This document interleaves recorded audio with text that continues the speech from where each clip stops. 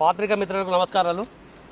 అయితే 2 రోజుల క్రితము గౌరవ ఎంపీ గారు బండి సంజయ్ గారు కరీంనగర్లో ఒక ర్యాలీని ఉద్దేశించి మాట్లాడుతూ ఒక మతంపై అనుచిత వ్యాఖ్యలు చేయడం జరిగింది.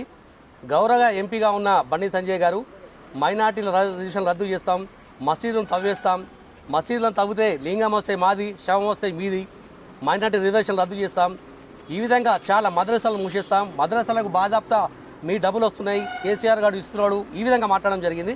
మేము ఒకటే అడుగుతున్నాం, మీ గౌరవ ఎంపీ గారు ఉండి మీరు ఈ విధంగా చర్చలు చేయడం మంచి పద్ధతి కాదు. గౌరవ ఎంపీ గారికి కొద్దిగా మతి స్థిమితము పోయినట్టు మాకు నిన్న వాక్యాల్లో కనిపించింది. ఇది భారతదేశం, అది లౌకిక దేశం, ఇక్కడ అందరూ స్నేహభావంతో జీవిస్తారు ఇక్కడ. కానీ మీరు మీ పార్టీకి మైలేజ్ రావడం లేదు గతంలో, కాబట్టి మీరు చేసిన అభివృద్ధి 8 సంవత్సరాలు ఏది లేదు. కేవలం నేను మత ఘర్షణల పైన ఆధారపడినట్టు కనిపిస్తుంది. హిందూ ముస్లింలు కొట్లాడబెట్టి మరోసారి లబ్ధి పొందడానికి ప్రయత్నాలు చేస్తున్నారు. ఆ ఆటలు ఇక్కడ సాగు బండి సంజయ్ గారు. ఇది